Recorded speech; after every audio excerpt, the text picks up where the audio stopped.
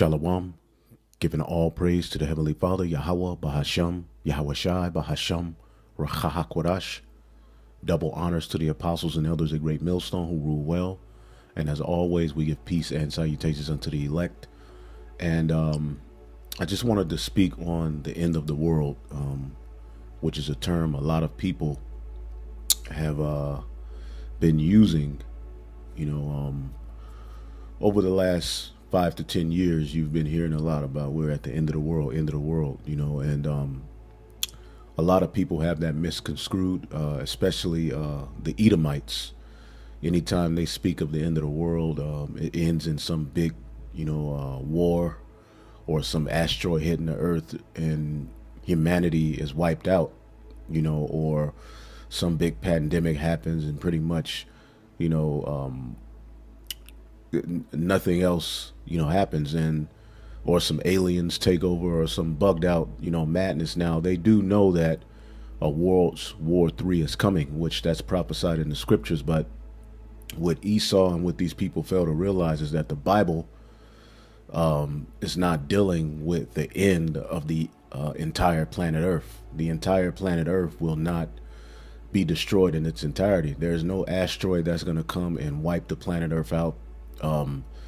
And the way Esau speaks about the end of the world is that if he's not ruling, then there won't be any other rulership. They even have talks of going and, inhabiting Mars and all of this other bugged out talk. But, as this article says, scientists think we're closer to the end of the world than ever. Now, as you read the article, nowhere are they talking about the next kingdom that will rule this earth. Nowhere are they talking about what's next.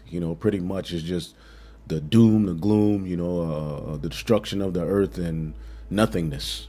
And if there is something, it's some bugged out philosophy that has nothing to do with the reality. Reality is that world that's getting ready to be destroyed is the world in rulership and age of Esau Edom, okay, which is the top heathen at this point. Now, when you read the scriptures, the Lord gave the heathen their particular rulerships, okay, and you can read that in Daniel the 7th chapter and various prophecies that go into how the heathen would have dominion over various ages. They would have their time to rule, okay. And when you read the Bible, the last rulership of the heathen would be Babylon the Great. Now, if you go into biblical prophecy and you're privy to the secrets, you'll see that that kingdom is associated with the biblical Edomites, okay?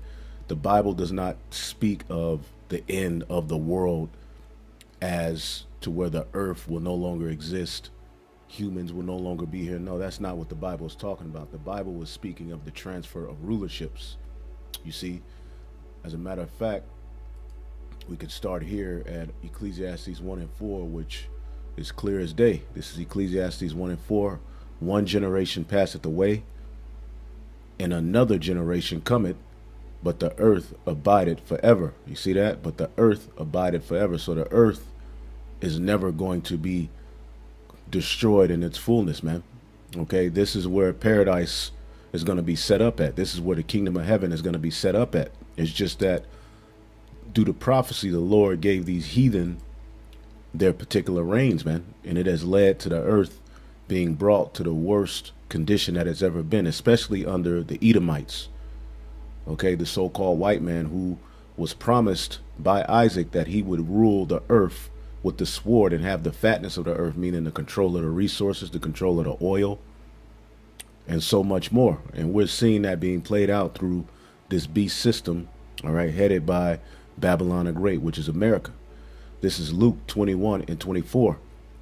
And this is speaking of what happened in 70 AD. It says, and they shall fall by the edge of the sword and shall be led away captive into all nations. From that point, we were chased out of Jerusalem, okay, which is where our temple was, and, pretty much where the government of Israel, under David, the throne of David was set up, but after Solomon, we hadn't, had any kingdom. We hadn't had any true government. We hadn't had any sovereignty.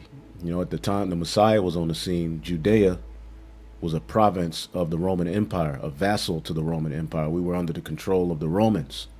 However, we were there, and our people were doing a whole bunch of selling out. So what happened is, leading up to about 70 AD, starting really about 4 years before that, 66, 63 to 66 AD, we started to be chased out of Jerusalem. And they shall fall by the edge of the sword. It was martial law declared on the Israelites, and shall be led captive into all nations, because from this point we were chased out of Jerusalem. And what happened? In Jerusalem shall be trodden down of the Gentiles, until the time of the Gentiles be fulfilled. And we're right at that point where the time of the Gentiles will be fulfilled. Let's get a quick precept real quick. This is Isaiah chapter 63 and 17. O Yahweh, why hast thou made us to err from thy ways, and harden our heart from thy fear? Return for thy servants' sakes the tribes of thine inheritance, the 12 tribes of Israel. The people of thy holiness have possessed it but a little while. We had 40 years of peace, and after that we hadn't had any kingdom, man. Our adversaries have trodden down thy sanctuary. You see that? Thine adversaries, our adversaries, have trodden down thy sanctuary. All of the heathen nations, man. You see that? We are thine. Thou never bearest rule over them. They were not called by thy name. So the heathen, let's get one more, have had dominion over the Holy Land in these various different places, man, which the whole earth belongs to Israel when you read prophecy. This is Ezekiel 36 and 2. Thus saith the Lord God, behold, the enemy have said against you, aha. See that? Even the ancient high places are ours in possession. And how did they get the ancient high places? Well, prophecy. The Lord gave each of these heathen their rulership, their lot, their inheritance, their blessing. So you can't say that the Lord is unfair. It just so happens that now that we're saying that we're going to have our kingdom, everybody got a problem with it. So Jerusalem will be trodden down of the Gentiles, because we would be kicked out and eventually scattered and sold off into slavery until the time of the Gentiles will be fulfilled. And how will we know that we were at the time of the Gentiles being fulfilled? And there shall be signs in the sun and in the moon. We see that. You have a pink moon. I was just watching the brother Mataloya from GMS Kansas City, the head of that camp, and he was talking about how a pink moon is coming. And these things are all signs and wonders. We've had various wolf moons, various signs in the heavens, the chariots, okay, eclipses, blood moons. These things are for signs that we're at the end.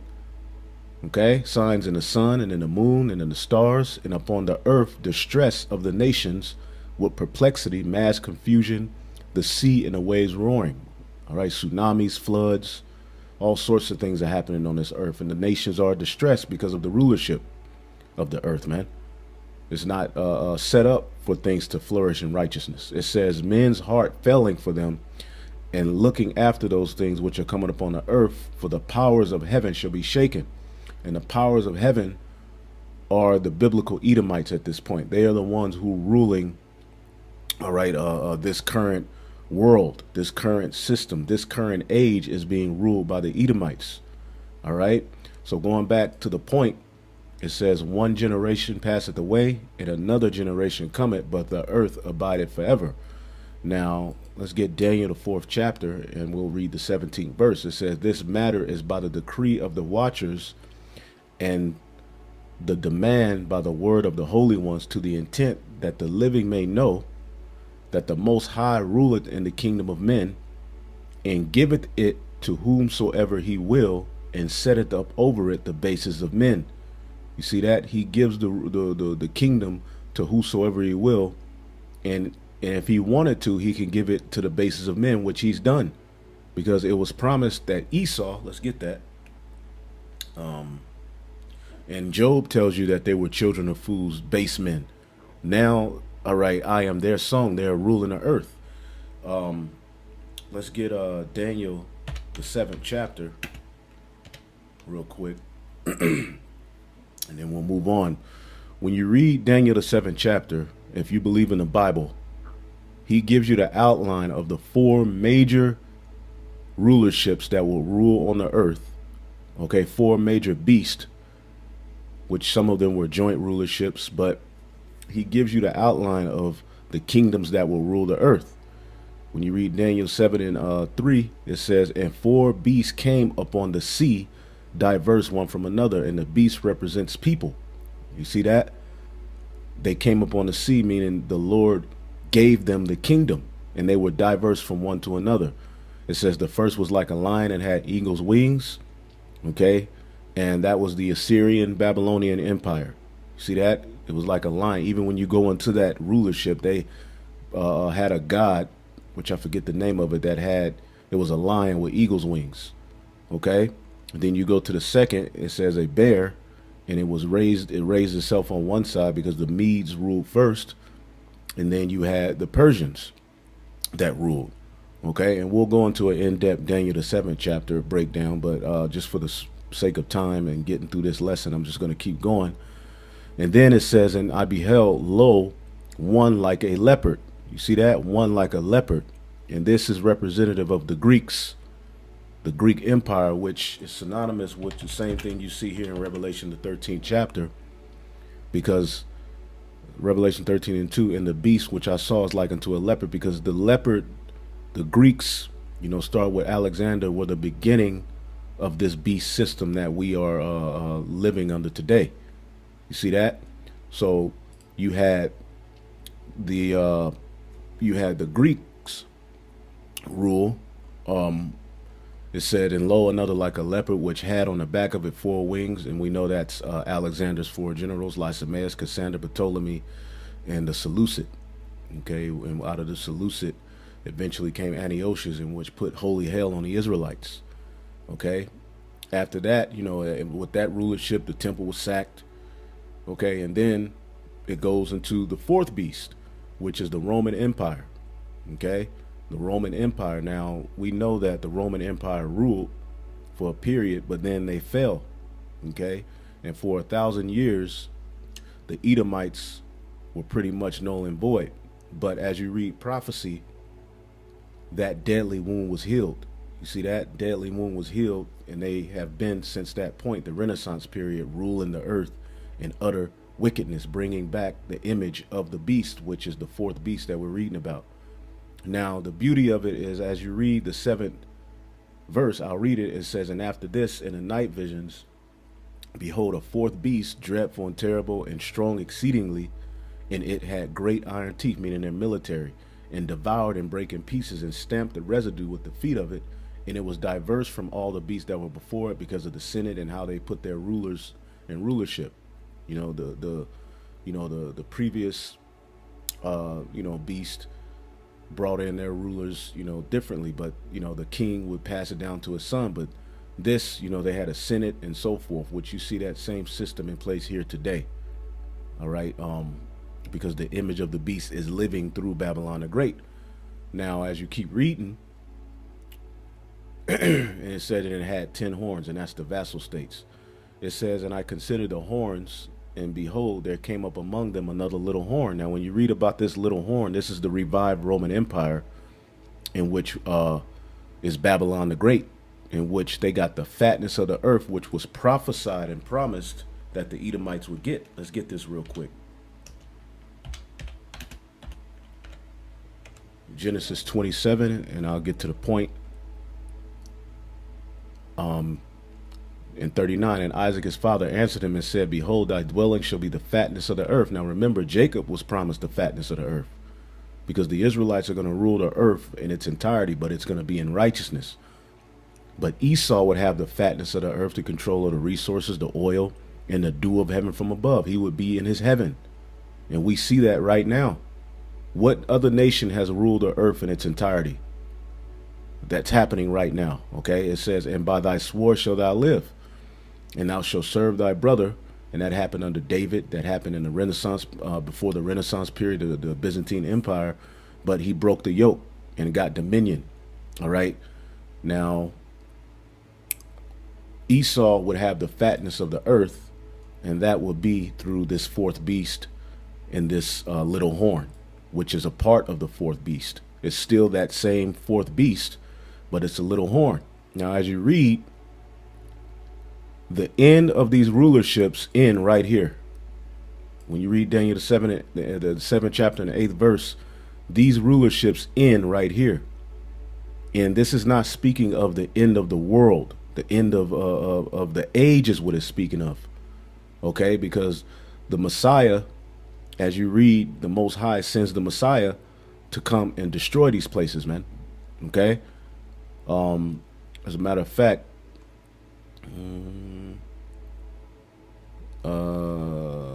let's see, verse 11, and I beheld then because of the voice of the great words which the horn spake, America, Babylon, a great trump, the pseudoscience, the lies, the witchcraft. And I beheld even until the beast was slain and his body destroyed and given into the burning flame. Verse 12, as concerning the rest of the beast, all of the heathen nations outside of Esau, they had their dominion taken away, yet their lives were prolonged for a season in time, because they're going to be able to at least live and witness the kingdom of heaven. Esau, Edom will be utterly done away with. Now, verse 13 is the point. And I saw in the night visions one, behold, like the Son of Man, came with the clouds of heaven, and came into the Ancient of Days and brought him near before him, showing you that they're two separate powers. Okay. Now the Most High brought forth his only begotten Son. He is of him, but they're two separate powers. It says, and there was given him dominion and glory and a kingdom, that all people, nations, and languages should serve him. So this ain't speaking of the end of a world. What the Bible is speaking of is a new rulership to come. After Armageddon and the destruction of Babylon the Great, the Israelites will be delivered, and we'll go up to the chariot, get changed, get crowned. But eventually we're going to come down and set up paradise on the planet Earth and enslave the heathen nations, man. All right. That all people, nations, and languages should serve him. His dominion is an everlasting dominion, and we're joint heirs with him, Lord willing, with those men, which shall not pass away, and his kingdom that shall not be destroyed. Okay. So let's get this. Ecclesiasticus, Sirach, chapter 10. Okay, and I'll just get to the point. Verse 3, an unwise king destroyed this people, but through the prudence of them which are in authority, the city shall be inhabited. The power of the earth is in the hand of the Lord, and in due time he will set over it one that is profitable. And that one that is profitable is who the world ignorantly calls Jesus Christ, the Son of Man that we just read about in Daniel the 7th chapter. You see that? So in due time, he's going to set over it one that's profitable. And who's going to rule with him? The 144,000. Okay. In the hand of God is the prosperity of men, and upon the person of the scribe shall he lay his honor. Now, as you read down, there's another point. Verse 8, because of unrighteous dealings, injuries, and riches got by deceit. And who was injured, man? He injured the Israelites. All of the nations, as you read Revelation 13 chapter, it tells you he had power to smite all of the nations, but the main nation that he would take down, which would lead to him getting the, fatness of the earth, would be the Israelites, man. Okay? Because once we're down, then, the heathen can flourish and their madness can flourish. Now, this is Genesis 3 and 15. The Lord speaking to the serpent, which that energy today is in Esau, Edom. Okay?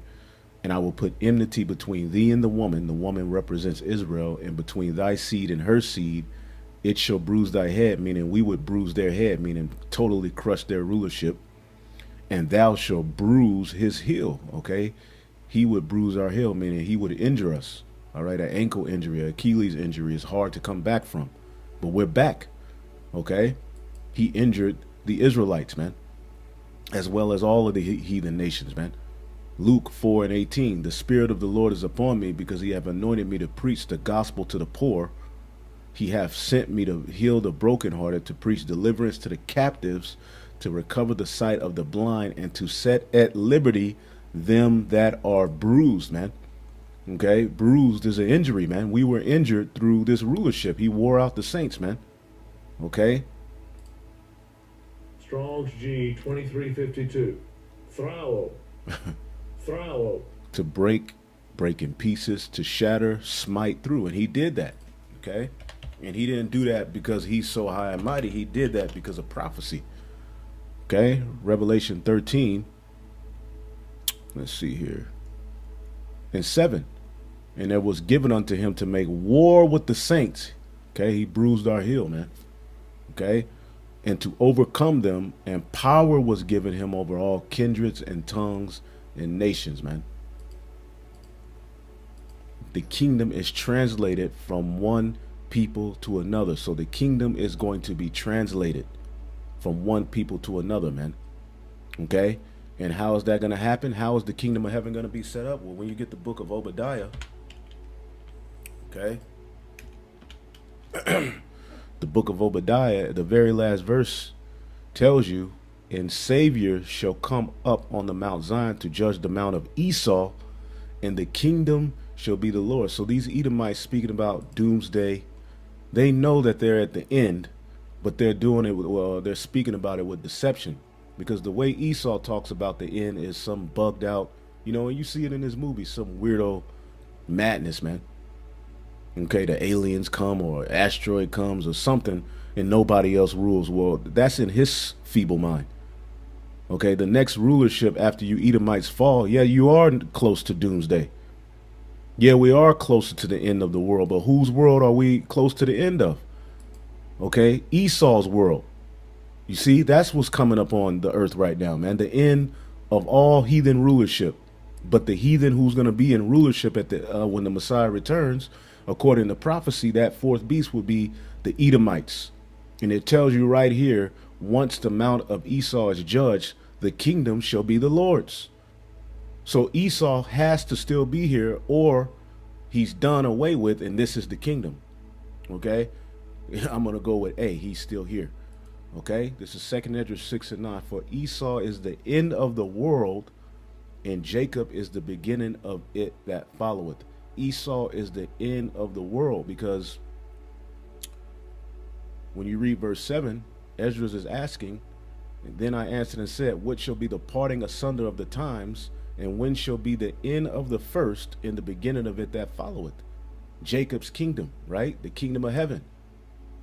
So he goes and the angel tells him, and he said unto me, from Abraham unto Isaac, when Jacob and Esau were born, Jacob's hand held first the hill of Esau, which was symbolic.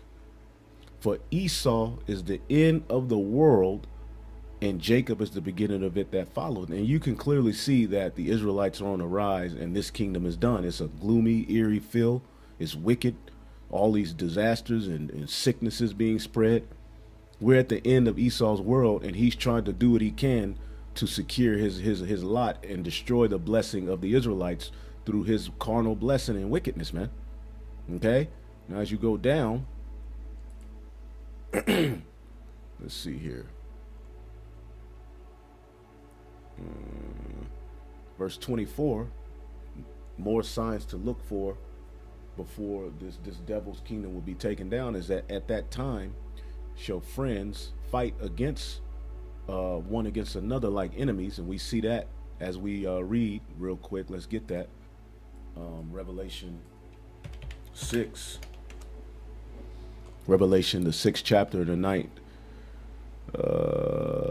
Let's see here. In the 5th verse, in the 4th verse, Salakia, and there went out another horse that was red, okay, and power was given unto him that sat thereon to take peace from the earth, and that they should kill one another.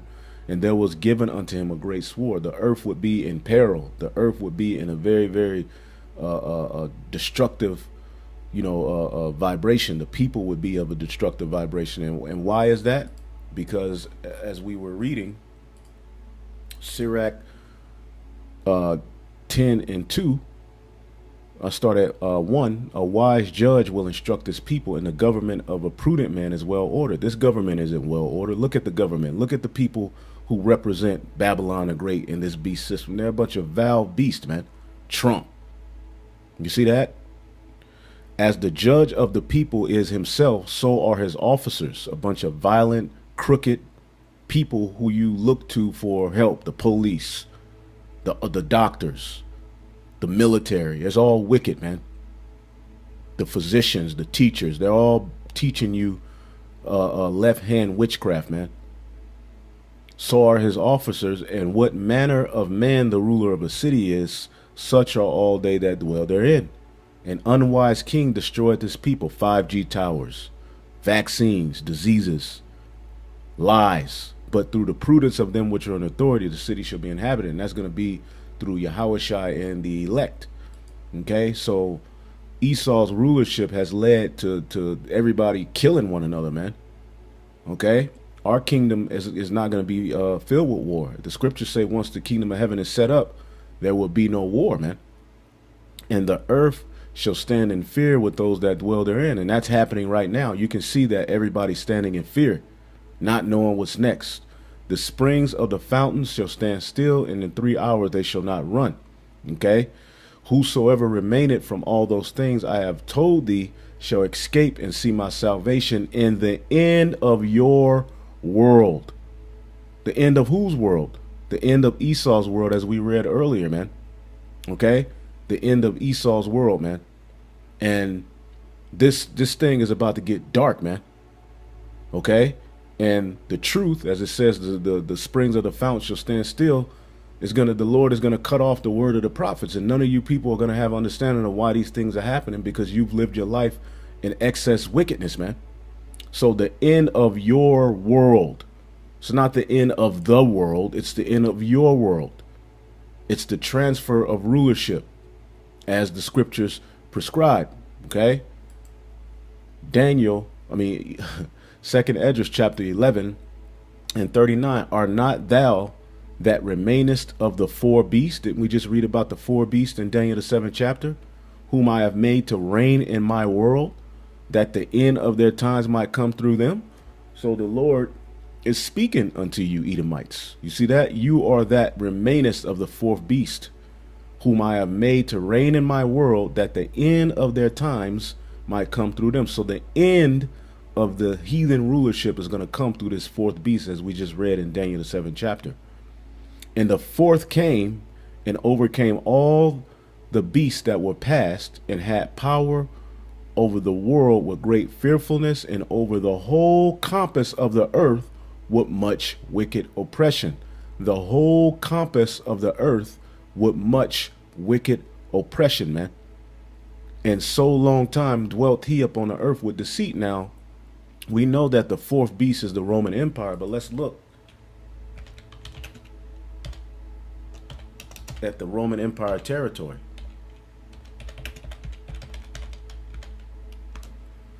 Okay, the Roman Empire territory was not the whole compass of the earth.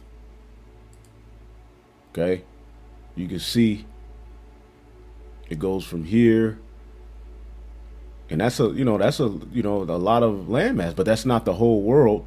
What we're reading about here, okay, and hold up, oh, Salakia. What we're reading about here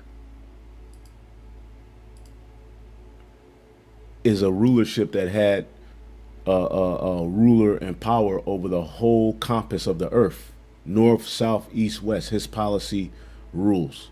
Okay, and as we read in Daniel the 7th chapter, amongst that fourth beast, okay, which we'll get into that soon, Lord willing, amongst that fourth beast, let's see here, there was another little horn. You see that? There was another little horn. That little horn is Babylon the Great. And through Babylon the Great and those 10 horns and you know, the vassal states and the NATO and the EU, basically, they have control over the whole compass of the earth, man. Okay, it is the end of their world. Okay, so let's read this again. Second Esdras 11 and 40. And the fourth came, okay, which is ruled by the Edomites, and overcame all the beasts that were past. Because remember, Obadiah told you that the kingdom would be the Lord's after Esau fell. So he has to, by default, control this fourth beast. Esau is the end of the world. Okay? The end of their times will come through the end of Esau, the fourth beast. There's no such thing as the end of the world. The earth abided forever. Okay? and over the whole compass of the earth with much wicked oppression, and so long time dwelt he upon the earth with deceit. For the earth has thou not judged with truth. He's lied about every goddamn thing, man. Thou hast afflicted the meek, thou hast hurt the peaceable, thou hast loved liars, and destroyed the dwellings of them that brought forth fruit, man. You've destroyed the dwellings of them, starting with the Israelites, but of all of these different nations where the Lord placed them, you wouldn't destroy them, remove the landmarks, destroy their culture, rape, rob, murder, using pseudoscience at the forefront of your reasoning of why you can do these things. We remember what the British did. And British birthed this whore Babylon the Great. And that history is all in Daniel the 7th chapter, man. Okay? And has cast down the walls of such as did thee no harm, man. But then he's looking for terrorists. His whole MO is using his platform to say he's on the defense. Babylon the Great has been at war 95+% of the whole time it's been in rulership, man. Of the 240 or 50 plus years it's been in rulership, 90% of those years have been filled with war, man. And for the majority of those wars, they were on the offense. And then when they weren't at war, they were using, chemical, biological, and all sorts of warfare on all of these nations, especially you Israelites, man. Therefore is thy wrongful dealing come up to the highest, and thy pride unto the mighty. You see that? Their sins have reached up to heaven, as it says in Revelation 18, Babylon the Great. The highest has also looked upon thy proud times, and behold, they are ended. You see that? And his abominations are fulfilled. And therefore appear no more thou eagle. Now what is Esau likened unto? Though you exalt thyself as the eagle, nor thy horrible wings, nor thy wicked feathers, nor thy malicious heads, nor thy hurtful claws, nor all thy vain body. All of your rulers and going back to the Caesars, leading up to all of these presidents and governors and rulers and bankers, they're all going to be destroyed, man, because they've done harm not only to the Israelites, but to the earth, man, and Lord's creation, period. Now they're trying to put a chip in people, man. And see, the only way the earth is going to be refreshed is what? That these rulers be taken down. So the rulership, the eagle and his wings and his feathers and his heads is speaking of his rulers, his vain body, his rulership, that all the earth may be refreshed and may return, being delivered from thy violence, that she may hope for the judgment and mercy of him that made her. And how is the earth going to receive judgment and mercy? Through the Israelites ruling with the law, statutes, and commandments. The law, statutes, and commandments were made for the earth to flourish, for humans to flourish. Okay, but it had to be set up under a right rulership. All right, and that's what Adam represented, but Yahushua is coming to fix. Okay, and Solomon represented that, but Yahushua is coming to fix what was messed up as Adam and Solomon. And under him is going to be that government, the 144,000, man. So the earth is going to be refreshed and set up a righteous ruler over it once this fourth beast is destroyed. Okay, that little horn that came up of it, which is Babylon the Great. And the earth is going to be delivered from his violence, man. So the Bible doesn't talk about the end of the world. There's no such thing as the end of the world. Okay, the earth abided forever, man. Okay, the earth was made to flourish forever, but it's on the brink of destruction because of the rulership and how it's being ran. This is Daniel 2:40, and we'll end it off here. And the fourth kingdom shall be strong as iron, for as much iron breaketh in pieces and subdueth all things, and iron that breaketh all these shall break in pieces and bruise, meaning through that fourth beast, Rome will conquer the nations, man. But eventually, after the deadly wound will be healed, what will they do? They will have their little season to do wickedness, which would lead to Armageddon. And that's spoken of. Let's get that. Revelation, the 20th chapter. Revelation 20:7. Okay. Revelation 20:7. And when the 1,000 years are expired, that's the Byzantine Empire, where the Edomites were, cavemen, and the Lord put them low where they belong, man. After the 1,000 years were expired, which the Byzantine Empire was around 1,000 to 1,100 years, Satan shall be loosed out of his prison, And we know that there is a seed of Satan, he who cometh to do the bidding and work of Satan, 2 Thessalonians 2, and shall go out to deceive the nations which are in the four corners of the earth, which we just described that in 2 Esdras 11. Gog and Magog, to gather them together to battle, the number of whom is as the sand of the sea. You see that? So what this wickedness that they've done is leading to Gog and Magog leading a campaign and destroying their asses, man, along with all of these other different nations who are aligned with them, which is what you read about. Okay? Daniel 2:41. Whereas thou sawest the feet and the toes, the part of the potter's clay and part iron, the kingdom shall be divided. And we see that happening. The kingdom is divided. But there shall be in it the strength of iron, because they still have military might, but economically, financially, okay, morally, they don't agree on things. So the Lord has them split, okay? And as thou sawest iron mixed with miry clay, and as the toes of the feet were part iron and part clay, so the kingdom shall be partly strong and partly broken. Okay, the NATO and the EU are fed up with Babylon the Great. Okay, you have various other nations fed up with Babylon the Great, but Esau's system is split. Okay, and a kingdom divided cannot stand, man. Okay, and we see this happening in the news. We see it happening before our eyes, man. Okay, this is that last kingdom. Yes, doomsday is near to this kingdom in the end of this world, but the beginning of the world of Israel, man, under Yahushua. Okay? And whereas thou sawest iron mixed with miry clay, they shall mingle themselves with the seed of men, meaning they will get amongst these different nations and set up, marriages to, rule and trade deals and that deal. But all of these deals are being broken. But they shall not cleave one to another, meaning they're not going to agree. Okay? Even the British and the America are in cahoots. Okay? You just had the Brexit. There's various things happening that are aligned with biblical prophecy, even as iron is not mixed with clay. And here's the point. In the day of these kings shall the God of heaven set up a kingdom which shall never be destroyed, and the kingdom shall not be left to other people, but it shall break in pieces and consume all these kingdoms, and it shall stand forever. See that? It shall stand forever. So the world, okay, how will the pandemic end? The world ain't gonna end through the whole world ain't gonna ever end, man. What's gonna happen is the Lord is gonna transfer the kingdom and rulership unto the Israelites, man, as he's promised in his word. Hopefully I will edify. Shalom.